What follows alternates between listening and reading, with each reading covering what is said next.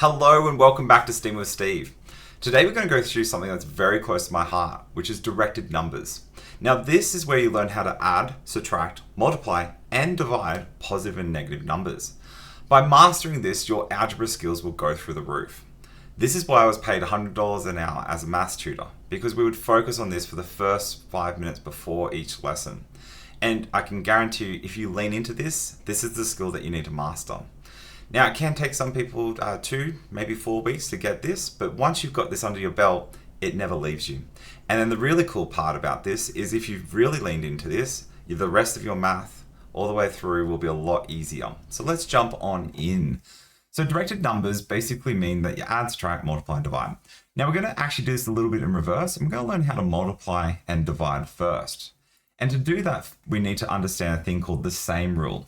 Now, the same rule is what we use before we do the math. Okay? And basically it goes like this. If it's the same, it's good.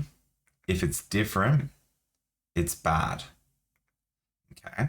So usually I get my students to do hand gestures like this. So if it's the same, it's good. If it's different, it's bad.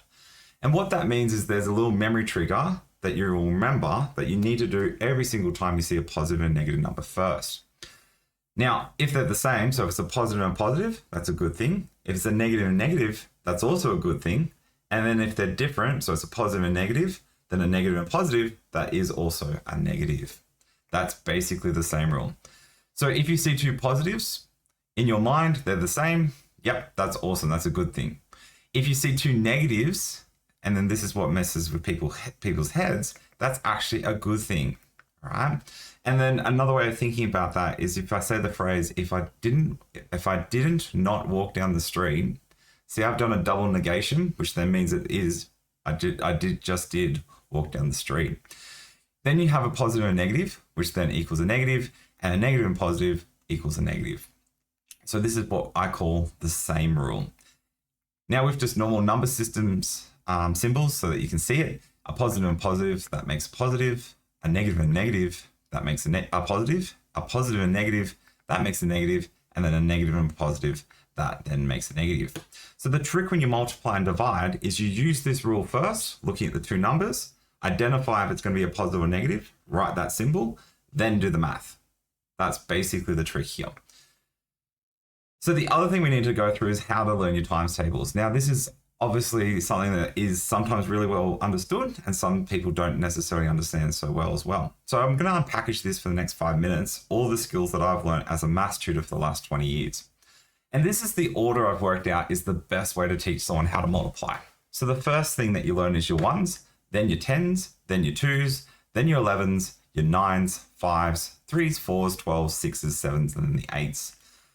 So the one times table is super easy. Basically 1 times 1 just equals the number, which equals 1. 1 times 2 is 2, 3, 4, 5, 6, 7, 8, 9, 10, 11, 12. And then the cool thing with this grid is we fill in the matrix, it then gives you that whole column all done and dusted. So there's 144 things that you need to learn here. But the trick here is because you've learned one row, it does do the whole column as well. The next one that I learn is my tens.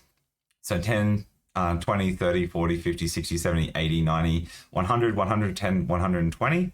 And the trick with that is you just basically jam a 0 at the end. So whatever the number is, you put a 0 on the end. And that's how many groups you have together. So if you have 10 groups of 3, with 3 people in each group, that means you've got 30 people. That's the trick with multiplying.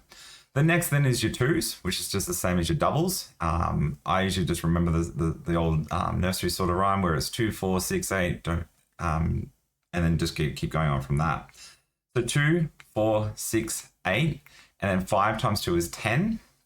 And easiest way to remember that is we've got 5 fingers on each hand, so that's 10 fingers. And then repeat from there. So 12, 14, 16, 18. So see how it ends in the 2, 4, 6, and then 8. And then 22, and then 24. Now we have those 2 rows done, and then the first 2 columns done as well. And out of the 144 things that you need to learn, that's not so hard so far, but we're getting close to almost a quarter of everything that you need to know. The 11 times table is then the next one. So up to 9 is pretty easy. So 9 times 11. So 3 times 11, you literally jam the numbers together. So 33, 44, 66, 77, 88, 99. And then 11 times 11 is where it gets a little bit tricky. But the easiest way to think about this is you just need to add 11 to 110. So 11 plus 110 makes 121. And then if you get stuck here, basically you're adding on 2 times 11 onto 110. So 2 times 11 is 22. And we add that on 110, and then we get the 132. That then gives us a whole other new column. We then would learn our 9 times tables. Now there's a very cool trick with this. Now I'm going to try and do this backwards. So with the 9 times tables, if I want to do 3 times 9, I would put down my third finger and then count on this side. So I would have 27. If I want to do 5 times 9, I'd put down the fifth finger, 45. If I want to do 8 times 9, put down the eighth finger, and then I see that I have 72. So you can use this really cool simple finger trick to go through. So 3 times 9 is 27, right? And then if we go 4 times 9 is equal to 36, or we could take away 4 away from 40. 5 times 9, right, gives us the 45. 6 times 9, we pull that down, we get 54. 7 times 9 gives us 63. 8 times 9, 72, like we did before. And then 9 times 9 gives us the 81. Now, when we get 9 times 12, again, that is a little bit tricky. But what I personally do is I go off my 9 times 2s. So 9 times 2 is 18. And then I add it on to 90. And then I get 108. Cool. Now, if you look at that, we've pretty much done the first 5 and covered almost a half of that whole grid by doing those numbers. So now we're just going to do the 5 times tables. Now, the 5 times table is a little bit tricky when you first do it, but the trick is that it oscillates between odds and evens. So if it's an even number, it will always end in a 0, like 50, 10. If it's an odd number, it will always end in a 5, and it will just go through those patterns. So the trick here is you actually do half of the number that you're timesing by, and then if it's odd, you just round it down. If it's even, you just keep it as is. So to show you what I mean, if you do 4 times 5, that would give you 20. But if you half 4, see how that starts with a 2. Similarly, if we do 3 times 5, that's going to give us 15, which we should know by adding 5 on here.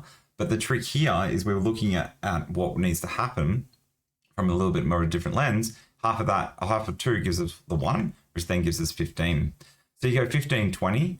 5 times 5, 5 times 4 is 20, plus the 5, gives us 25. 6 times 5, half of 6 is 30. 7 times 5, we just add on 5 more. And then 8 times 5, half of 8 is 4, so that's why it's a 40.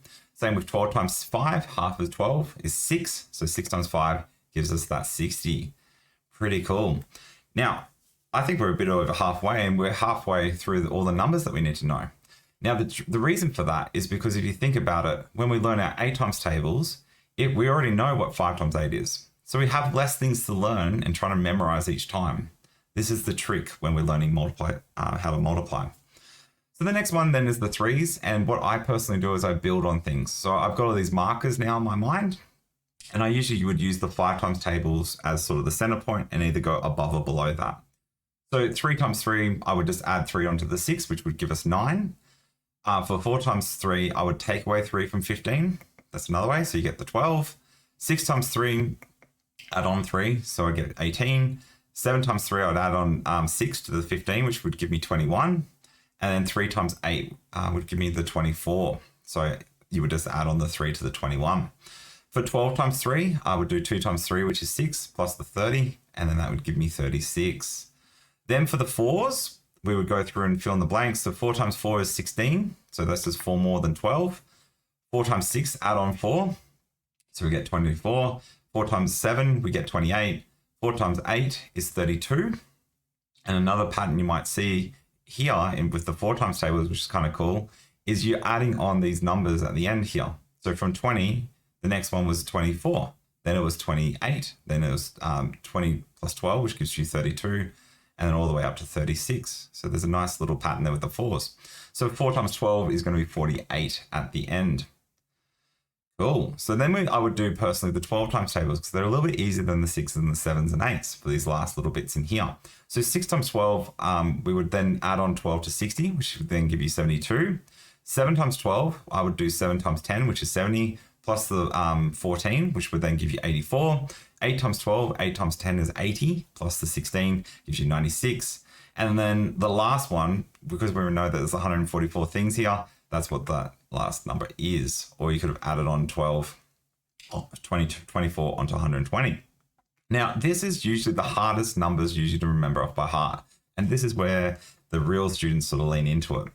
So the 6's, 6 times 6, well, basically, if you know 6 times 5, you just add on 6. So that's why it's 36. 6 times 7 is then 42. So that's the answer to everything, if you've read Hitchhiker's Guide to the Galaxy. And the way that you can remember that is it's just 12 plus 30. And then that adds on because 5 and 7 are 2 away from each other. The last one then is 5 times 8. Oh, sorry, 6 times 8. And 6 eighths actually rhyme. So 6 eighths are 48. And then you're done. So now we're just left with 3 little things here left to learn. So 7 times 7 is 49. So we add on 7 to the 42. Then we have 7 times 8. The trick I used to do when I used to teach this is 5, 6, 7, 8. So there's a pattern there. So you got 56 on those. And the last one is 8 times 8, which is 64. Now, a trick with that is it's actually double 32. Because if you think about it, 8 times 4 was 32. And then double that would then give you 8 times 8, which would be the 64. Hopefully that's helped with the times tables, getting them under control. So when you multiply, the first thing is we write the same rule and then use it. And then we multiply those numbers together. So if we're given something like this, first of all, they're negative and a positive. So that would make a negative.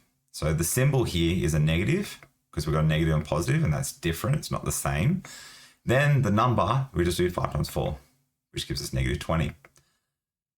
So having a go at this, negative 6 times 3, a negative and a positive would then give me a negative, and then 6 times 3 is 18.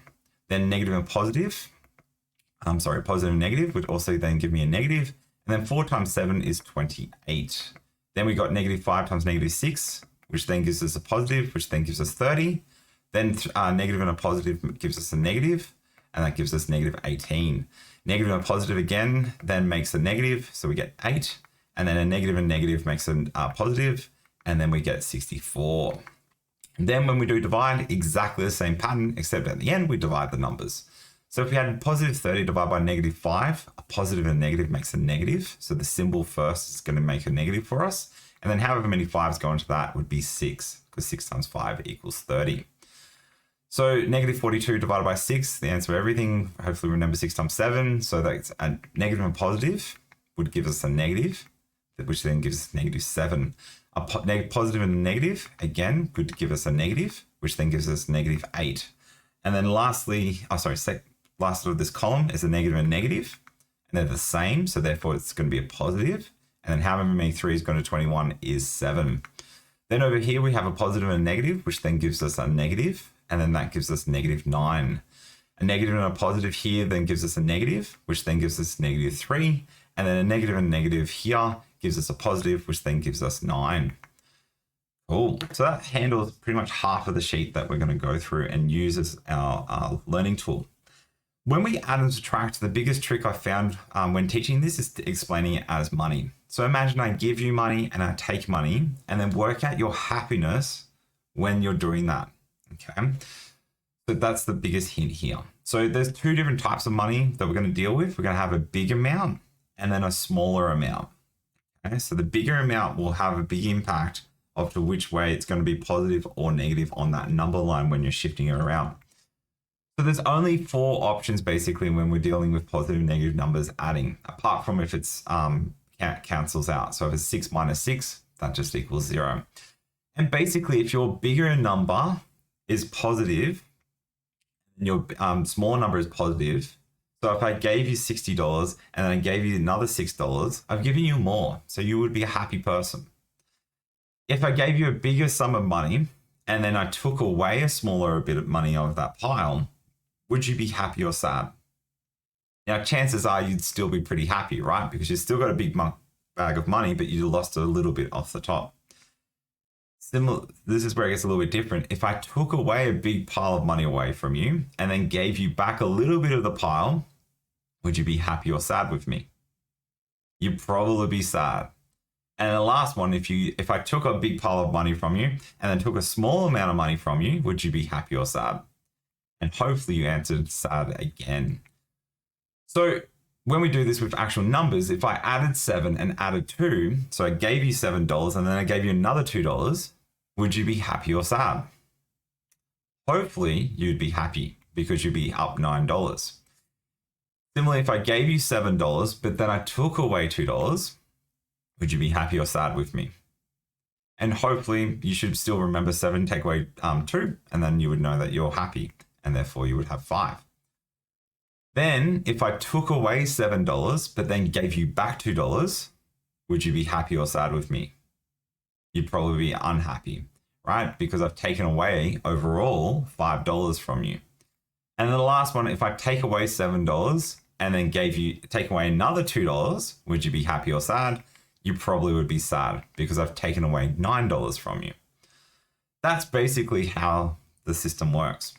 So if we look at it carefully, 7 plus 2, we've been doing that for years, so that's just 9. 7 take away 2 is just 5. Now, those are the two easy ones that should be reasonably not so hard here.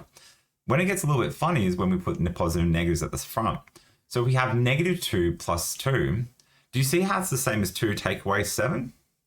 So we've lost $5. And then the last one, if I take away 7 and I take away 2, we're down 9. Now, if you look at this carefully, there's only really two things that you need to know, which is these two numbers here. Then you have to work out if they're going to have a positive or a negative on the front, which is based off what we just did. So ask yourself in money. So a common misconception here is if you see 6 take away 2, we understand that's 4. But then if you see negative 2 plus 6, people get confused with this. The answer to this is exactly the same. So if we put little boxes around these guys and we swap them around, like so, what you should see is that the negative 2 plus 4 plus 6 still equals 4. They're exactly the same expression. All we've done is swap them around to something that we understand. Because hopefully we understand 6 take away 2 because we've been doing that for a while now. And I totally understand negative 2 at the front might look a little bit confusing, but that's exactly what's happening here. The other option that you have, instead of having the biggest number first, you have the smallest number first. It slightly changes the pattern, but the same principle sort of applies. So if I gave you a small amount of money, then I gave you a big pile of money, would you be happy or sad with me? You'd probably be happy. Then if I took a small amount of money from you and then gave you a big pile of money back, you would be happy with me. Then if I took a small amount of money from you, but then gave you a big pile, gave you a bit small pile of money and then took a big pile of money away from you, you would not be happy with me. And then the last one, if I took a small amount of money and then took a big pile of money away from you, you would not be happy with me as well. Then if we look at that with numbers, so if I gave you $3 and then gave you another $8, you'd be pretty happy, right? Because you just got $11 for free. Similarly, if I took $3 from you, but then gave you back $8, would you be happy or sad? You'd still be pretty happy, right? You wouldn't be as happy as the first option, but at least you still made $5. Then if I gave you $3, but took away $8, would you be happy or sad? You'd probably be unhappy with me, right? Because you just lost out on $5. And the last one, if I took $3 and then I took another $8, you can see that you would not be happy with me because I've just stolen $11 from you. And what you should see, there's a nice little pattern here. The 11 and 5 and then 5 and 11 are still here. You just have to work out if you're happy or sad with the amount of money that you've made. So similarly, 3 plus 8 gives you 11. Negative 3 plus 8 gives you 5 because it's still positive because you've made money. 3 minus 8, however, gives you negative 5 because you've lost $5. And lastly, negative 3 minus 8. So I've taken 3 and I've taken 8, leaves you with negative 11.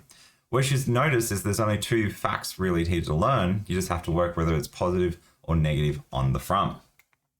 So addition-wise, we just must determine what the central symbol is first, because sometimes you might have two symbols in a row. We then identify what's the biggest amount, and then we work out if you're happy or not. So sometimes you might see this, and this is where it gets a little bit confusing. So you've got positive plus negative 6. So we would need to use the same rule here first, which we learnt with multiplying and dividing. Then we would use the money to work out what would happen. So determining the central symbol here, if we see a positive and negative, the symbol from that becomes a negative because they're different. Then I have -5 minus 6, right? So then for the numbers, I'm taking away $5 and then I'm taking away 6, which means I'm then taking away $11 from you. Pretty cool? Awesome. So when we do addition, we look at this, we do the same rule in the middle first. So a positive and a negative makes a negative in the middle. And then we think about the money. So I'm going to have 5. So I'm going to give you $5 and then take away $7. Are you happy or sad? I would not be happy. So you would be losing $2, wouldn't you? Yeah. Then -4 plus 6, there's nothing to change in the symbols in the center because there's nothing where two symbols are in a row. So therefore we just leave that as a positive. And that's the same as if I took $4 but then gave you back 6. So -4 plus 6 should just equal 2. Then -9 plus -4. So that's the same as a minus in the middle. So that's the same as if I took $9 and then I took $4, which is the same as -13, because you would not be very happy with me. Then -3 plus -2. So the symbol in the middle becomes a negative. So now I'm taking away 3, then I'm taking away 2. So you're losing out on 5. Then 7 plus -3. So that's the same as a negative in the middle. So I'm going to give you back 7, but I'm going to take away 3. Overall, you're still happy, so it's still positive, but you only have made $4 this time. Then I take away 5, give you back 7. Overall, you're pretty happy because you've made some money, but not a lot. So you've only made $2 in this case, which is the same as if you swapped those around, because 7 take away 5 is exactly the same as that. Cool, so when you do subtract, exactly the same process. Determine the central symbol first with the same rule, identify the biggest amount, and then work out if you're happy or not. So -3 minus -7. So the symbol here first, that becomes a positive, and then the number, we look at that. So a -3 plus 7, so I took away $3, gave you back 7, you would have $4 all up. So to do subtraction, same process. We look at the symbol here first. So this is -5 minus -2. So a negative and a negative, that makes a positive. And now we have -5 plus 2. So if I stole $5 from you, but then gave you back $2, overall, you'd still not be happy, right? You'd be down $3. Similarly, -6 minus 4. So negative, take away 6, take away 4 is the negative. And then that means I've taken away $10 from you, which you would not be happy with. 7 minus -8, so a negative and negative makes a positive. So that's the same as 7 plus 8. So I gave you $7, then I gave you $8. You'd be pretty happy with 15. Then I have -3 minus 9. So take away 3, take away 9, and then that leaves you with -12. Then -4 minus -12. So it's the same as take away 4, but then I give you back 12. So overall, you'll still be happy, but you would only be up 8. Then -5 minus -4. So -5, take away 5, give you back the 4, you're adding it on, and then you've got the -1. So same rule, hopefully you've learnt that by now. If it's the same, it's good. If it's different, it's bad. So use that rule every single time you add, subtract, multiply, and divide. So with multiply and divide, you do it first, then do the numbers. With add and subtract, you do that if you see two symbols in a row. Now, there's a really good way of learning with this. I've given this out for free. It's basically a worksheet generator. So all you do is click generate and it will give you 33 quick questions. My challenge to you is to get that under 3 minutes. If you can write those all under 3 minutes, your algebra skills will be amazing. Some of my students who are a bit more advanced try and really push it and they get it under a minute. Now, if you can get it under a minute with this, that's when you're getting sort of an A level in your algebra, because you don't have to sit there and think, what do I need to type in the calculator? You'll focus more on actually just getting in and getting done with the math and doing more critical thinking. So that's it from me. Hopefully you've learned something along the way there. If you have, please give it a like and subscribe down below, as it does help with that YouTube algorithm. And hopefully that helps with your directed numbers with positive and negative values. Thank you again. See you next time on Steam It with Steve. Adios.